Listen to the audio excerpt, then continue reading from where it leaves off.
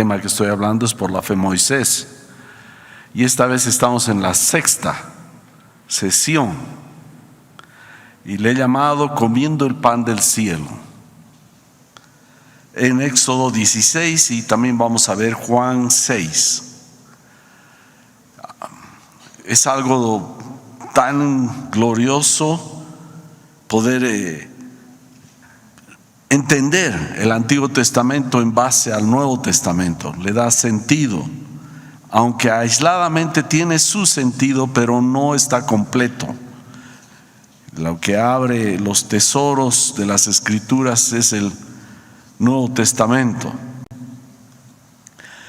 Y les habíamos compartido la última vez que el pueblo llegó a Elim, un lugar de fuentes en el desierto, después de haber salido del Mar Rojo, de orillas del Mar Rojo. Primero llegaron a Mara. ¿Se acuerdan de Mara? Que significa amargura, las aguas amargas. Y el pueblo murmuró, se quejó, refunfuñó contra Moisés. Y Dios respondió con un tronco de un árbol que lo cortó y lo puso en esa fuente amarga y se convirtieron en las aguas dulces. Y no muy lejos de ese lugar, por lo que entendemos en el relato, estaban las fuentes de Elim, donde había 12 fuentes y un pequeño bosque de 70 árboles que pues hicieron el momento de mucho refrigerio para esa población y pues deberían continuar. Tenían un propósito de Dios de llegar hasta la tierra prometida. Y todo esto nos habla de nuestra vida, nos habla del Mesías, porque todo ha usado ese pueblo, esa nación. A veces ha habido actitudes agresivas contra el pueblo de Israel por todo ello, pero yo les aseguro que probablemente si tú hubieras estado metido en ello, no hubiera sido mejor el comportamiento. Estar en ese desierto y situaciones, pero todo ello nos está enseñando cómo debemos vivir nosotros ahora. Ese desierto es parecido a lo que es la vida. Uno aún tenga mucho, hay una situación de escasez, árido. La vida tiene su sensación árida, de vacío. Y salieron de Elim y antes de llegar al monte Sinaí estuvieron en otro lugar. Estuvieron en unas zonas desérticas que se llama Sin, el desierto de Sin. Y vamos a ahora relatar lo que Moisés nos relata. Dicen que Moisés fue el que escribió todo esto, lo que nos relata, y vamos a tener muchas enseñanzas. Entonces veremos Éxodo capítulo 16 del verso 1 al 2.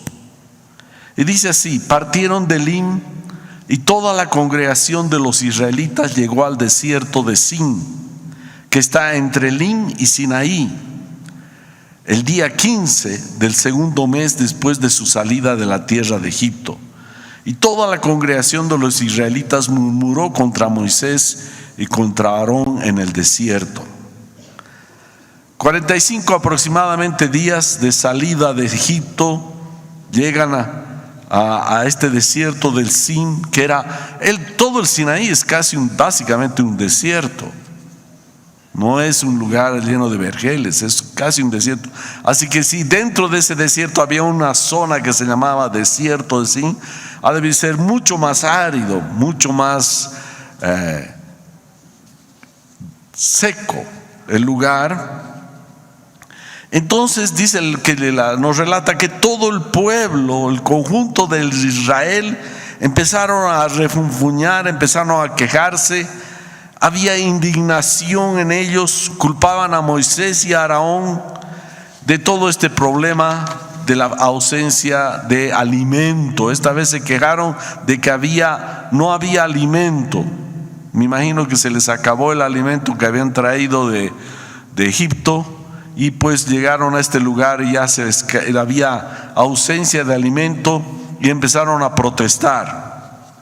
Ese término protestar, espero que lo subrayen. Ese refunfuñar, ese murmurar era protestar. Empezaron a protestar entre ellos. ¿Y qué decían? Verso 3.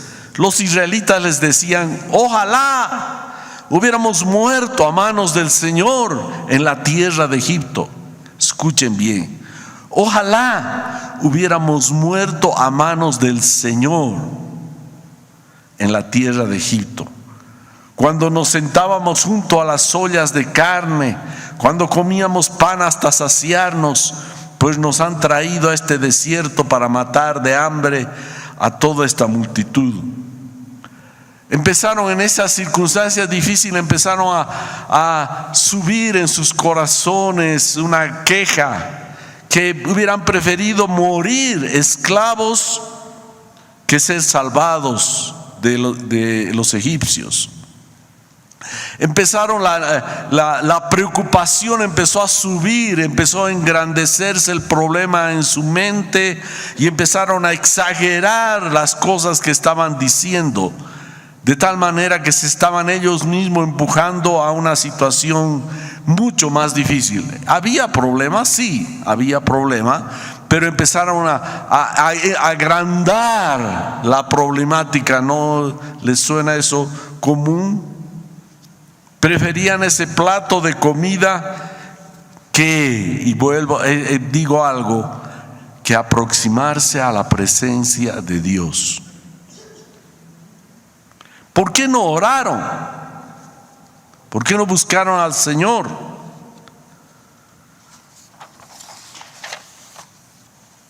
Con esas palabras se estaban condenando. Ojalá Dios nos hubiera matado allá. Ojalá, es decir, mejor hubiera sido morir en el Egipto esclavos, maltratados, que estar acá. Ahora, yo quiero decir algo, quiero aclarar. Yo no creo en el valor mágico de las palabras, no creo. Hay una tendencia: no digas eso. Y algunos hasta añaden: golpea madera. Como que las palabras tuvieran un poder mágico. No, lo que estaba pasando es que las palabras estaban brotando de su corazón, de su deseo, de su forma de desear lo que hubiera sido esa salida. Tus palabras hablan lo que hay en tu corazón. Eso refleja tus deseos y preferencias, tus sueños. Eso es lo que dice Jesús en Lucas 6:45. El hombre bueno del buen tesoro de su corazón saca lo que es bueno, y el hombre malo del mal tesoro saca lo que es malo, porque de la abundancia del corazón habla la boca. ¿Cuáles son las voces que estás dando tú durante el día a la situación que estamos viviendo? Es bueno orar, pero ¿qué de la murmuración, de la quejumbrosidad? En esa prueba, porque estaban siendo probados, el éxodo era mal, era mejor ser esclavos. No cantaban como los bolivianos: morir antes que esclavos vivir. Ellos decían: mejor preferir esclavos que en libertad. Hebreos capítulo 3 verso 10 interpreta muy claramente lo que estaba pasando con ese pueblo. Por eso me enojé, dice el Señor, con aquella generación, y dije: andan siempre extraviados en su corazón y no han querido conocer mis caminos.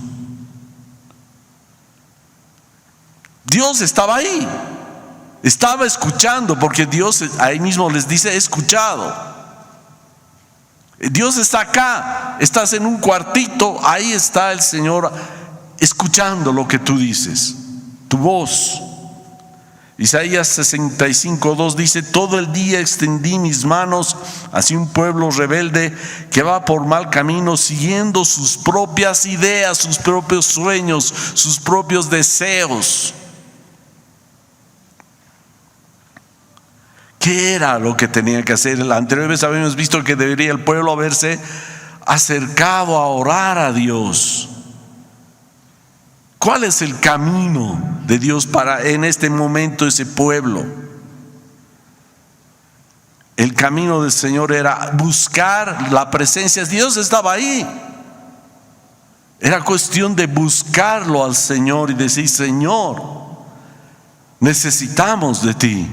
Dios quiere, nos está atrayendo. Dice, extendía sus manos todo el tiempo a un pueblo rebelde que tenía otra cosa. Estaba en su mente otro tipo de vida.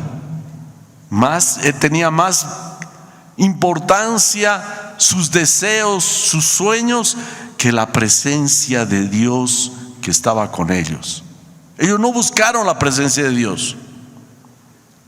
Como el salmista nos dice en el Salmo 27:4: una cosa he demandado a Jehová, esta buscaré. Esto es lo que desea el Señor en nuestro corazón, que tengamos anhelo de Él. Como dice el salmista: que esté yo en la casa de Jehová todos los días de mi vida, para contemplar la hermosura de Jehová y para inquirir en su templo. Esto es tremendo. Dios quiere que su deseo es que aprendamos a acercarnos a su presencia y buscarlo a Él. Buscarlo a Él. Pero ¿qué los llevó a qué los estaba destruyendo? Uno, los deseos y las pasiones de su corazón. Y lo que dice Oseas capítulo 4 verso 6: mi pueblo está siendo destruido porque no me conoce. ¿Qué es cuando estas situaciones como en este momento pasamos y hemos estado pasando y nunca no nos dejan de pasar nuestros políticos? Tenemos que buscar la presencia de Dios y clamarle a Él. Y lo que está pasando a nivel mundial es realmente, si miramos las cosas, los acontecimientos que están pasando, no dejan de ser difíciles. No dejan de ser difíciles. Es una oportunidad única y un privilegio el poder buscar y acercarse al Señor, porque Dios es espíritu. ¿De dónde huiré de tu espíritu?, decía el salmista. Si voy lejos, me voy al cerro, a la cumbre, donde sea, allá en el cielo, allá estás tú. Y si desciendo a una caverna, a lo más profundo, allá estás tú. La cuestión es acercarse a Él y buscarlo, conocerlo a Él. Dios estaba ahí. Es una oportunidad única el poder buscar y acercarnos a Dios, y no solamente pedirle que solucione los problemas, sino conocerlo a Él y hablar. Él está dispuesto a escuchar. El creador del universo estaba básicamente, hasta físicamente, revelándose en ese pueblo de Israel. Estaba ahí.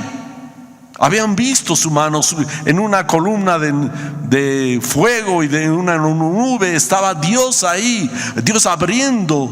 Estaba Dios diciéndoles: yo soy espíritu, yo puedo estar, yo estoy con ustedes. ¿Qué te puede invitar a acercarte más a Dios que aquello?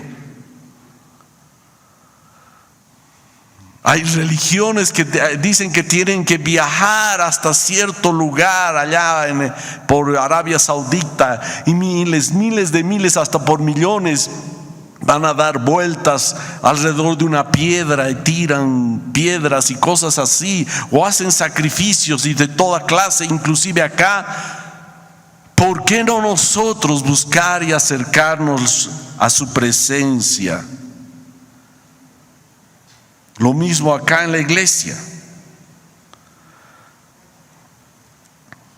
Mateo 13:15 dice: porque el corazón de este pueblo está embotado, ha entrado una especie de sopor, letargo, una modorra. Son duros de oído y tienen cerrados los ojos, de modo que sus ojos no ven, sus oídos no oyen y su corazón no entiende, tampoco se convierten para que yo los cure. El estar en la iglesia no es que estamos viniendo a cumplir un rito. No es un rito, hermano. No es una práctica. Sino venimos a gozarnos como iglesia y andar en su presencia, porque tiene una particularidad el estar como iglesia juntos. Solo también, pero cuánto mejor si estamos juntos. Esa es la razón porque su Espíritu Santo está acá. Y podemos palpar, pero hermano, no siento, no, guárdate qué sientes o no sientes. Él ha dicho: yo estoy. Su palabra es más importante que tus sentimientos, que tus emociones, que tus sensaciones, que tus percepciones. En su palabra sabemos que Él está acá.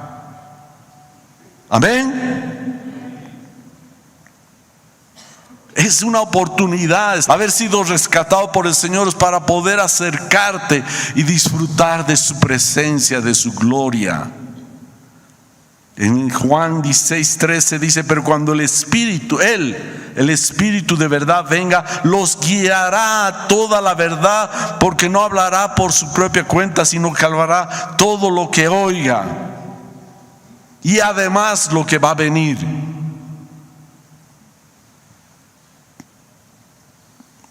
La mentalidad, ¿cuál es la mentalidad que el enemigo, que Satanás quiere poner en la iglesia? Es de duda, de inseguridad, de darle más peso a nuestras sensaciones, a nuestros deseos, a nuestras percepciones, que su palabra. Él dice: yo estoy con ustedes todos los días hasta el fin del mundo. Está con nosotros. ¿Crees eso?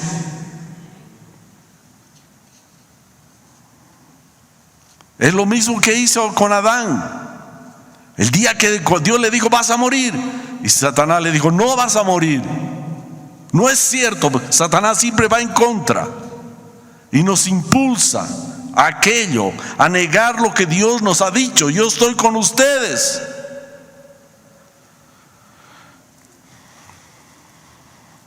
Él les dijo, Satanás dijo: van a ver, cuando sus ojos sean abiertos, se abrirán, ustedes serán como Dios.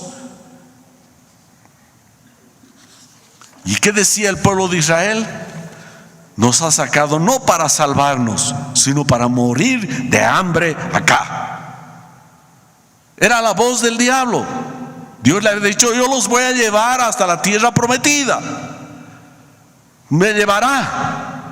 Inclusive hemos visto la historia de Abraham, de Jacob, de Isaac, y algunos de ellos dijeron: lleven mis huesos cuando salgan de Egipto. Pero estos decían: no, que se queden mis huesos en Egipto. Había testarudez en el corazón de este pueblo. Necesitamos tener la fe de José, cuando encomendó a sus descendientes: cuando salgan, no se olviden de llevar mis huesos. No me voy a quedar en Egipto, voy a ser trasladado a la tierra que Dios prometió. Y justo pasó eso. Debemos cultivar esa fe, esa confianza en el Señor, y si no, buscar su presencia, su fuerza. El pueblo no creyó. Estaban diciendo: no, Dios no quiere la vida para nosotros, quiere matarnos de hambre. Nos ha sacado para matarnos de hambre. Pero Dios es bueno. y para siempre su misericordia. Dice, Dios responde amorosamente a la quejumbrosidad de su pueblo. Como un padre a través de Moisés les dice, tendrán pan todos los días, y por 40 años los sostuvo con pan del cielo. La voz de ese pueblo estaba demostrando no solo su necesidad, sino su necedad. Y se los iba a comprobar el Señor. Y les iba a dar en esa tarde, en esa misma tarde, carne, codornices que llenaron el campamento. Y estaban hablando contra el siervo del Señor. ¿Y qué dice Dios? No, Dios no están hablando contra Moisés, sino contra Dios. ¿Cuántas veces uno se queja el líder? Hermano, mide tus palabras. Y Dios defiende su gloria. En 24 horas les sacia de pan, les sacia de carne y son llenados. Pero hay algo que aquí resalta en el verso 9 del capítulo 16 de Éxodo. Entonces Moisés dijo a Aarón, dile a toda la congregación de los israelitas, escuchen esto, acérquense a la presencia del Señor, porque Él ha oído sus murmuraciones. Dios no estaba lejos, estás en lo más recóndito de tu casa, en tu trabajo, en tu oficina, con quien sea, Él está mirándote. Los que negamos la presencia de Dios somos de nuestro corazón nosotros, pero Él está. No porque tú digas, no, Dios no está acá, Él va a dejar de estar. Está ahí. Y la voz dice, acérquense a la presencia del Señor.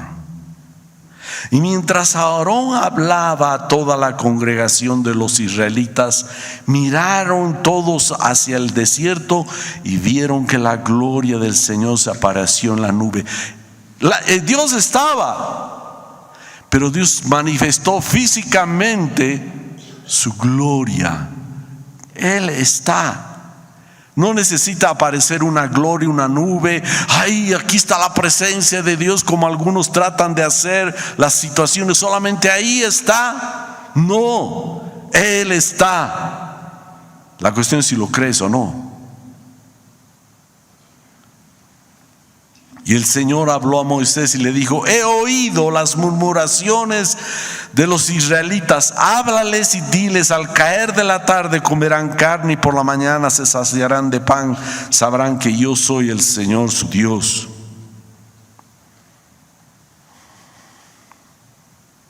¿Qué es lo que debería hacer entonces el pueblo de Israel? Es buscar. En ese momento había escasez de alimento. Dios sabía, pero Dios quiere que te acerques y le digas, Señor, necesito. Era una necesidad sentida en ese momento, no la queja, no la crítica, no la demanda, sino la oración y buscar en su presencia que Dios supla esa necesidad. Era un cambio absoluto de cuál era la actitud entre la necesidad de buscar a Dios o de ahogarse en sus quejumbrosidad. Es lo más profundo cuando estaba diciendo acérquense a la presencia. Es decir, que Dios necesita que yo me acerque. Él está ahí, yo debo acercar mi corazón, creer que Él está ahí. Eso es acercarse. No es que Dios va a venir, cuando yo creo Él va a venir, no. Cuando yo confío y creo en su palabra, su promesa, Él está ahí. Soy yo el que me alejo en mi corazón, me desentiendo. Lo mismo que hizo Adán y Eva, se quisieron ocultar de la presencia del Señor. No es que Dios sabía.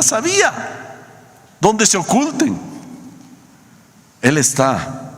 La cuestión es cómo los que nos alejamos es en el corazón, nosotros. Así que estamos viendo eso. Estaban vagando en sus pensamientos, en trivialidades. La carne, a ver, en ese momento, no nos damos carne, no tenemos comida. ¿Y qué hacemos? En vez de buscarlo al Señor, ¿qué es más importante?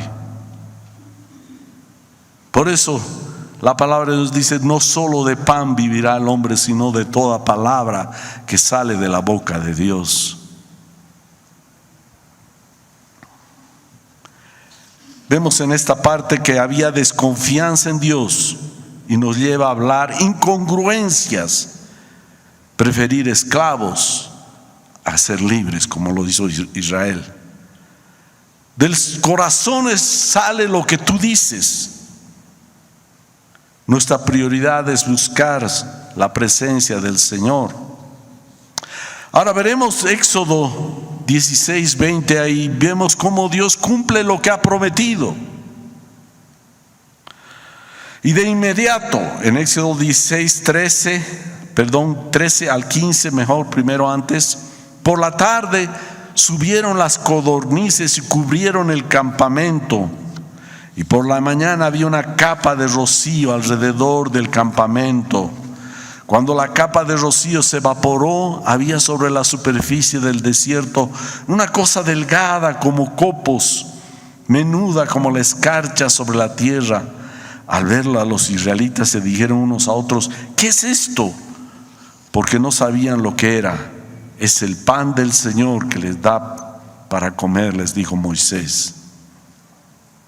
Dios nos hizo tardar. Cuando era necesario, Dios va a actuar rápido.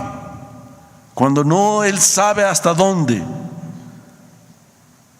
Dale su tiempo, busca su presencia. En este caso, al día siguiente, primero en la tarde, y al día siguiente ya había alimentos. Y empieza a dar instrucciones y los prueba al pueblo de Israel, dándoles instrucciones domésticas.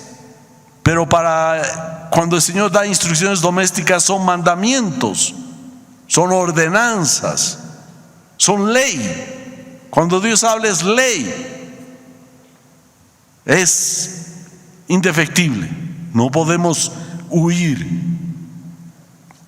¿Y qué? Les da mandamientos con el maná, que así se llamaba ese pan que Dios había derramado sobre ese lugar. Y quería probar aún en esos mandamientos de orden, de instrucción, se iban a guardar su palabra, sus mandamientos. Sabes, cuando Dios habla, no lo tomes a la ligera. A veces está clarito lo que Dios instruye y nosotros le estamos dando vueltas. Le damos vueltas. Verso 16, capítulo 16. Esto es lo que el Señor ha mandado: cada uno recoja de él lo que haya a comer. Tomarán como 2 litros por cabeza, conforme al número de personas que cada uno de ustedes tiene en su tienda. 2 litros sería como 2 kilos, si no me equivoco. Así lo hicieron los israelitas, y unos recogieron mucho y otros poco. Cuando lo midieron por litros, el que había recogido mucho no le sobró ni le faltó al que había recogido poco. Cada uno había recogido lo que iba a comer, que nadie deje nada para la mañana siguiente, les dijo Moisés. Era como algo delicado, como podemos tratar de imaginar y tratando de ver de qué se trataba. No es fácil poder interpretar. Alguien dice que es como esa hoja de 1000 hojas que hay, que uno elabora, las mujeres principalmente, sus pasteles, cosas así. Así que da instrucciones y deberían obedecer antes de darles la ley. La ley en el Sinaí era antes. Sin embargo, Dios les da una mano para que no exageren. Dice que el que recogió mucho fue lo suficiente para que le alcance, y el que recogió poco le alcanzó. Es un milagro. ¿Cómo lo hizo el Señor? No sé. Fue eso lo que pasó. Algunos, pero no obedecieron intencionalmente. No se sujetaron. Algunos recogió más y se lo guardó. No lo comió ese día. Dijo, lo voy a guardar para mañana si falta. Era incredulidad. Dios dijo que todos los días iba a proveer. Era incredulidad. Si Dios no nos da y no envía, esta vez nomás, guárdalo, Juanita, guárdalo. Al día siguiente se aguzanó y dice que esto molestó la incredulidad de ese pueblo. Y otros los viernes, voy a tratar de figurarme, los viernes antes del sábado que tenían que guardar, les digo, recojan doble porción para el sábado, sería esos 2 días. Y algunos no recogieron y tuvieron que padecer hambre.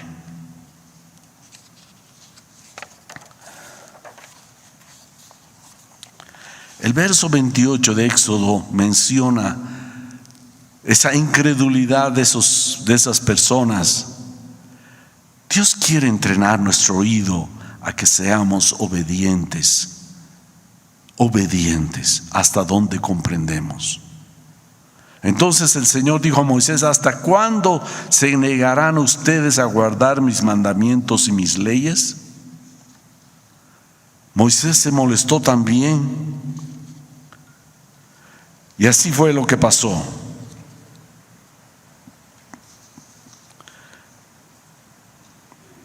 La voz de Dios, hermanos, es inobjetable. Trae consecuencias sobre nosotros. Debemos nosotros oír, debemos entrenar a oír la voz de Dios, a escuchar su voz. Y eso es todo. En 1 Corintios 7:3 dice: todos comieron el mismo alimento. Y aquí hace un puente en Corintios, ya en el Nuevo Testamento, le dice alimento espiritual. Capítulo 10, verso 11 de 1 Corintios dice: estas cosas le sucedieron a ellos como ejemplo para nosotros. Se pusieron por escrito para que nos sirvieran de advertencia a los que vivimos en el fin de los tiempos. Es decir, todas estas historias son ejemplos. No pasó hace tanto tiempo, ahora Dios es más moderno.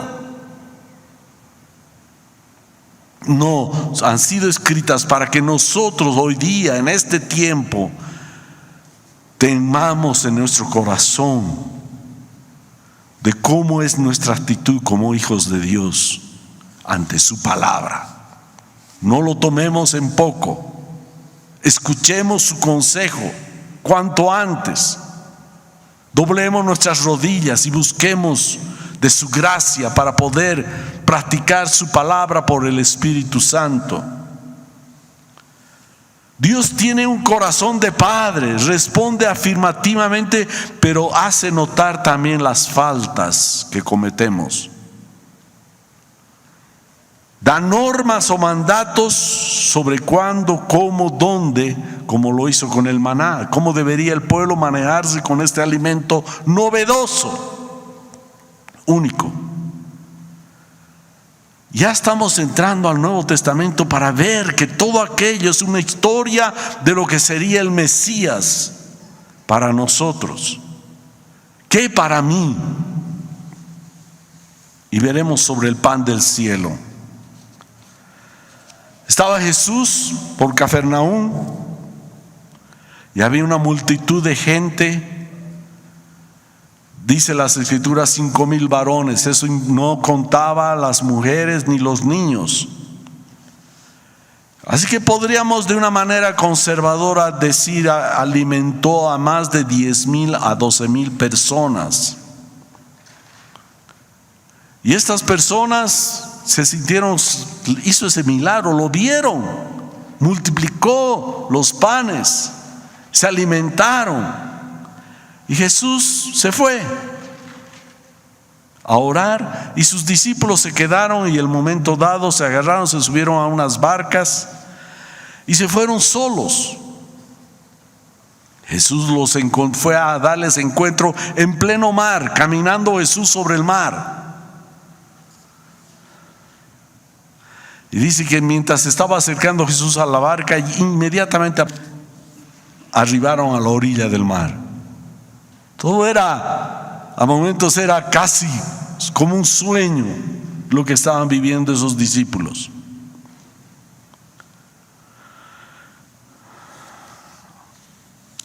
Y aquí venimos a tratar de desmenuzar lo que nos está enseñando. Debemos intencionalmente acercarnos a ese pan de vida. Ahora, ¿cuál es el mayor interés del cristiano? ¿Sentirnos bien? ¿Buscar las bendiciones materiales? Jesús delató el interés de aquella gente que lo seguía. Querían seguir siendo alimentados gratis. ¡Qué lindo! No trabajamos, seguiremos a Jesús. Él tiene pan para comer, para darnos de comer. Él multiplica. Y Jesús les llama la atención. ¿Cuál es la razón para nosotros el ser cristianos? Debemos ser intencionales, proactivos, de no tener un interés material. El Señor mismo debe ser nuestro interés. ¿Amas al Señor verdaderamente?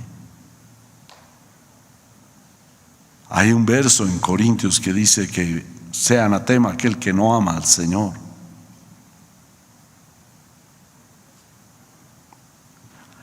¿Correspondes a su amor con tu amor? ¿Es ese amor más encima de las cosas? ¿Cuál es tu interés?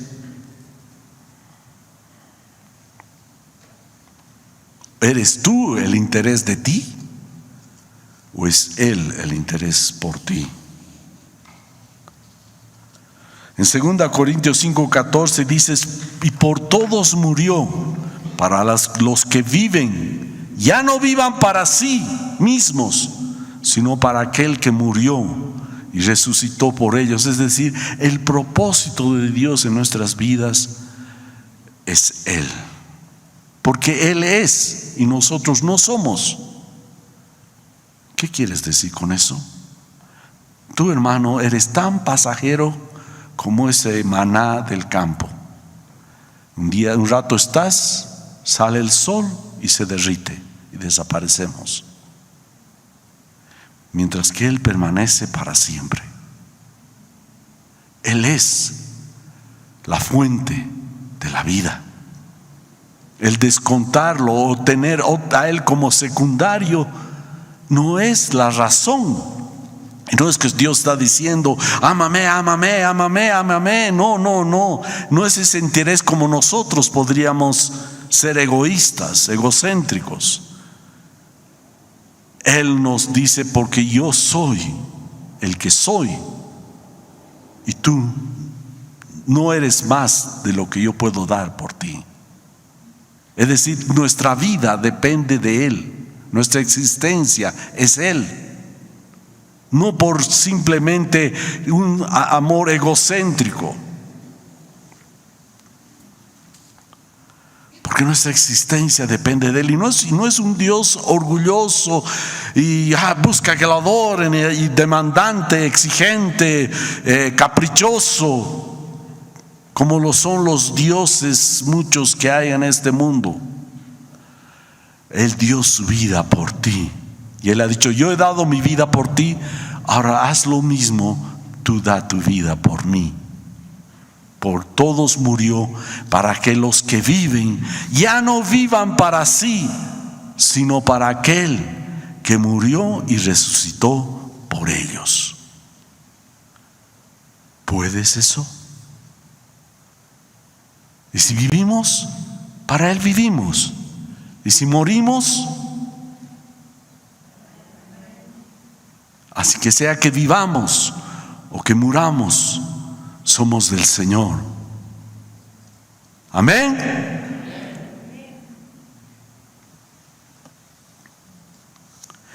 Entonces, ¿qué debemos hacer? Le dijeron los israelitas, ¿qué debemos hacer? Y Jesús les respondió en Juan 6:27, trabajen, no por el alimento que perece, sino por el alimento que permanece para vida eterna. Es decir, debemos trabajar sí, pero trabajar en nuestro corazón por aquellas cosas que son eternas, que están en Él. Creerle a Él, confiar en Él, crecer en esta confianza. Creer en Él es no solamente algo nominal, sino es creer quién es Él, qué hizo Él y qué dijo Él. Jesús 6:29 les dice, Jesús les respondió, esta es la obra de Dios, que crean en el que Él ha enviado. Es decir, ¿qué obra debo hacer? Lo primero, centrar en el corazón de creerle y confiar en Él y caminar en esa fe. En esa fe, en la confianza en lo que Él ha hecho y lo que va a hacer y lo que está haciendo en mi vida. Él es el pan del cielo. Juan 6:30-36. Le dijeron entonces, ¿qué pues haces tú como señal para que veamos y te creamos? ¿Qué obra haces? Nuestros padres comieron el maná en el desierto, como está escrito, les dio a comer pan del cielo. Entonces Jesús los traslada a ellos de lo que pasó allá en el desierto de Sin. Los traslada en ese instante a la actualidad. A nosotros nos está trasladando hoy día acá, en este mes de agosto 2024. Nos está trasladando acá. Entonces Jesús, 32, verso 32, Jesús les dijo, en verdad les digo que no es Moisés el que les ha dado el pan del cielo, sino que es mi Padre el que les da el verdadero pan del cielo. Lo traslada ahora hay un pan del cielo. No es solo ese pan que han comido allá cerca de Cafarnaúm. Hoy día Dios les da un pan. Verso 33, porque el pan de Dios es el que baja del cielo y da vida al mundo. Señor, danos siempre este pan, le dijeron. Jesús le dijo, yo soy el pan de la vida. El que viene a mí no tendrá hambre, y el que cree en mí nunca tendrá sed. A pesar de las circunstancias, de las sensaciones, de las percepciones, de los deseos del corazón, Él es a quien debemos creer. Y el que crea no tendrá hambre, y el que crea en Él no tendrá sed jamás.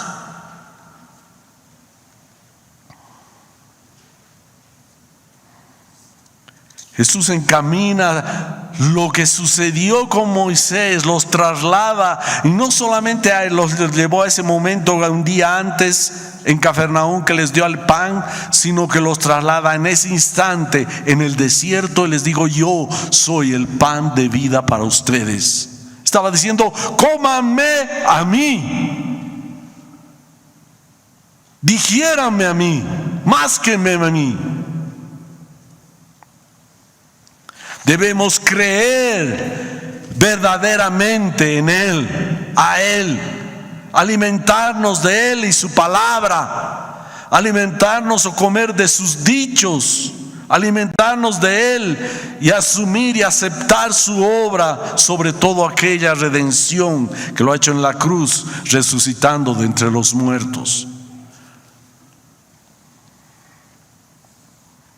Hay un dicho que tú tu cuerpo es lo que tú eres, dicen, ¿no? Lo que tú te alimentas. Eso dicen. Por eso hay dietas. Yo estoy ahora en dieta. Por asuntos de salud. Pero al final lo que comemos es lo que somos. Hasta puedes tomar un color. De cierto, si comes mucha zanahoria, tal vez vas a tener una tenue ahí medio anaranjadito. O lo que sea. ¿De qué se nutre tu alma? ¿De qué se nutre tu corazón? Eso vas a hacer. ¿Qué ideas o filosofías de la vida manejas? Eso vas a hacer. Si te alimentas de Cristo, ¿estás comiendo y nutriéndote de Él? O vemos a Jesús religiosamente. Y le respondieron de esa manera los israelitas. Juan 6, 42, 44. Y decían, cuando Jesús le dijo, cómame a mí. ¿Comerlo? ¿Lo vamos a cocinar a Jesús? Ellos respondieron de una manera que no captaban la idea y decían en el verso 42, ¿no es este Jesús, el hijo de José, cuyo padre y madre nosotros conocemos? ¿Cómo es que dice ahora, yo he descendido del cielo? Jesús les dijo, no murmuren entre sí, nadie puede venir a mí si no lo trae el Padre que me envió, y yo lo resucitaré en el día final. Ellos querían interpretar naturalmente lo que estaba pasando en ese momento y lo que Jesús les hablaba. Hay veces las Escrituras nos hablan literalmente, pero otras veces nos habla figurativamente. Y aquellos de ellos estaban tratando de interpretarlo naturalmente. Pues es este Jesús, su papá y su mamá están con nosotros. ¿Cómo es esto? Que ha descendido del cielo. Si yo lo he visto nacer, alguien podría decir, o lo ha traído de bebé.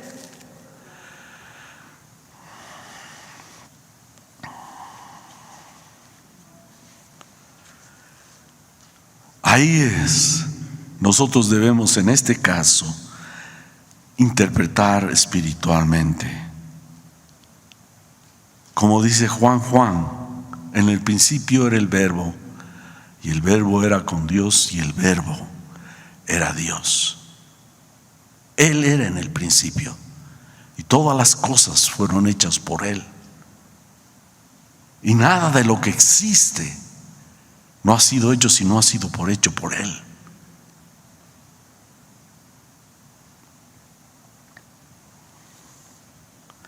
Así como fue sacrificado en la Pascua un cordero, y había dos elementos, uno era la sangre y el otro era la carne del cordero. La sangre servía para poner en los dinteles, en los marcos de las puertas. Era el juicio de Dios que pasaba esa casa del largo. Y no había juicio porque ya el juicio de Dios había sido cumplido. Había habido un cordero sacrificado, sustituto de todos aquellos que estaban dentro de esa casa. Así nosotros estamos bebiendo, los que creemos en Él y en el perdón de nuestros pecados por su obra en la cruz. Estamos bebiendo de esa sangre, de ese sacrificio que derramó, sustituyéndonos a nosotros.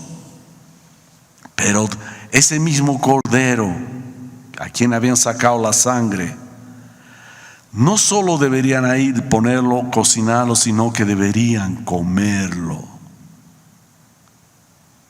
Deberían comerlo, dice, sin dejar nada para el día siguiente. Así nosotros debemos alimentarnos de Cristo, su palabra, sus hechos, sus dichos, su obra cada día, y no dejar nada, no guardarlo, sino comerlo. Así dice 6:53 de Juan. Nutrámonos de él. Entonces Jesús les dijo: en verdad les digo que si no comen la carne del Hijo del Hombre y beben su sangre, no tienen vida en ustedes. El que come mi carne y bebe mi sangre tiene vida eterna. Yo los resucitaré en el día final, porque mi carne es verdadera comida y mi sangre es verdadera bebida. El que come mi carne y bebe mi sangre permanece en mí y yo en él. Como el Padre que vive me envió, yo vivo por el Padre. Asimismo el que me come, él también vivirá por mí. Este es el pan que descendió del cielo, no como los padres que ustedes comieron y no como los padres de ustedes comieron y murieron. El que come este pan, que es Jesucristo, vivirá para siempre. Amén. Te estás alimentando, no solo es de la sangre el perdón de tus pecados, sino que te estás alimentando del Cristo. Estás comiendo ese pan, su palabra, sus hechos, alimentarte, nutrirte. Alguien diría, cuando ya ha escuchado todo aquello, dirá: ¿es Jesús antropófago? ¿Es caníbal? Sabemos que no. Estos fariseos no querían ingresar al mundo del Espíritu cuando Jesús les habló de esta manera. A simple letra es espeluznante lo que estaba diciendo. Estaba prohibido eso, beber de su sangre. Es lo que pasa que ellos podían remontarse al Cordero de la Pascua, que cada año celebraban la Pascua, y cómo se alimentaron por 40 años el pueblo de Israel. Y en el verso 63 aclara definitivamente el Señor lo que estaba hablando. Juan 6:63: el Espíritu es el que da vida, la carne para nada aprovecha. Las palabras que yo les he hablado son espíritu y son vida. En este sentido debemos interpretar espiritualmente esto y nutrirnos de su palabra.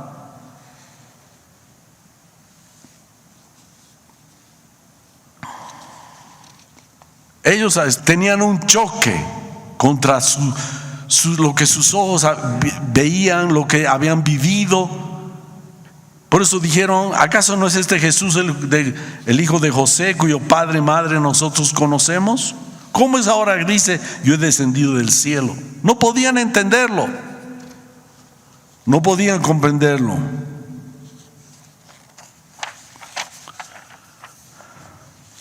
Pero nosotros sí, nutrirnos del Espíritu de Cristo, de su obra, de los dichos de su boca, de sus hechos, de quién era Él, nutrirnos de todo lo que es de Él. Por eso, y les digo después, la gente dice que mucha gente se alejó. ¿Quién va a comer de Él? ¿Qué cosa está diciendo? Se alejaron, no quisieron comprender lo que el Espíritu Santo les estaba hablando, a pesar que había estado bien claro. No quisieron. Se alejaron. Y Jesús se volvió y los vio a sus discípulos que le seguían. Y Jesús les dijo: ¿no quieren ustedes también irse?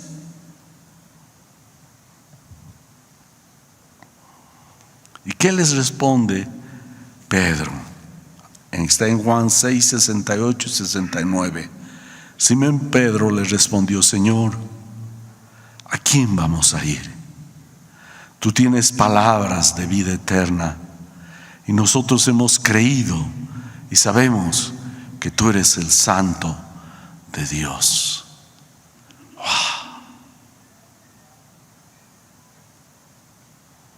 ¡Qué maravilloso! Acércate a su presencia.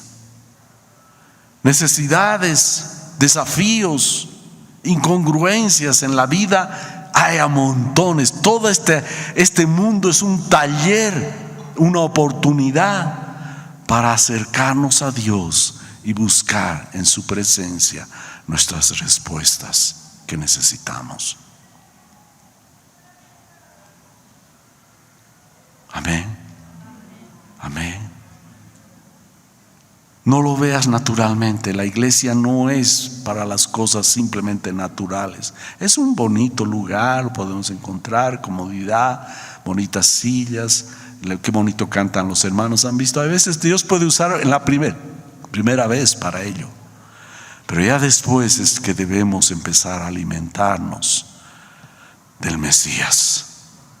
Él es la razón. Y si fallan los hermanos, igual voy a seguir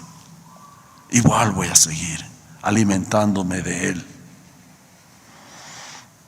Así que Dios nos está llevando a centrarnos en Él. Él es espíritu, a una relación y conocimiento espiritual de Dios, porque Dios es espíritu. Él está contigo. Estás ahora acá. Él dijo: donde están dos o más reunidos, yo estoy en medio de ellos. Él está acá. Y si Dios no estoy, yo ya somos dos, estoy solo, también está ahí. Yo estoy con ustedes todos los días hasta el fin del mundo. En todo lugar. Nutrirnos de andar en su presencia. Ojalá podamos decir como Elías: vive Jehová en cuya presencia estoy. ¿Y qué hace todos los demás de Israel? Tenían la oportunidad de andar en la presencia de Dios, pero ellos quisieron andar sin tomar en cuenta a Dios en sus vidas. Donde yo estoy solo en mi cuarto, estoy en el trabajo, estoy haciendo aquella actividad, tarea, caminando, estoy subiendo en el trufi, camino en su presencia, porque Él está conmigo, yo en Él, alimentándome de Él, dándole mi pleitesía, mi adoración, porque no lo adoro a Él porque necesita Él adoración. Yo lo adoro a Él porque Él es adorable. Ninguno de nosotros es adorable. Yo lo adoro a Él porque Él es adorable. Yo no le doy gloria a Él porque Él necesita gloria, no. Yo le doy gloria a Él porque Él es glorioso. Amén. Amén. Porque Él es. Nosotros no somos. Sin Él no somos. Sin mí nada pueden hacer. ¿Qué tal si nos paramos? ¿Qué tal si le damos un aplauso porque Él es glorioso? Él es adorable. Él es digno. Nosotros no somos. Queremos siempre aparecer. Tengo mis dos nietos en Chile y de alguna manera regular nos comunicamos con ellos, con mi hija, y los ponen el enfoque de la cámara del celular y vienen o no y meten su cabeza ahí en el celular, ¿no? No, nosotros no vamos a aparecer en la foto. Él es el único. Él es. Nosotros no somos. Él permanece para siempre.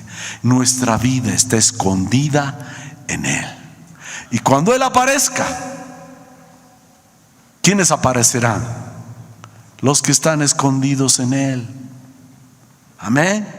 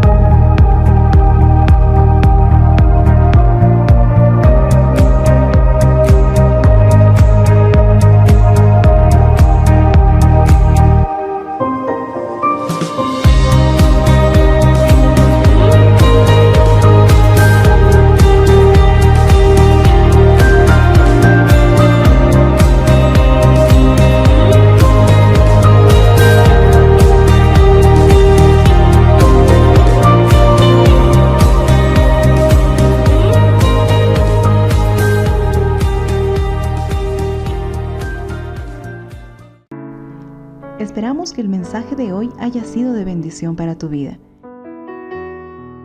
Si necesitas consejería o apoyo en oración, por favor no dudes en contactarte. Escríbenos a los siguientes números de WhatsApp.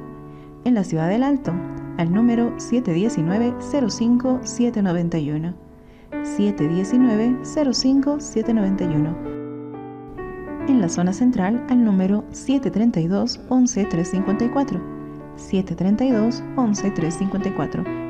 En la zona sur, al número 75 25 70 56. 75 25 70 56. Que Dios te bendiga.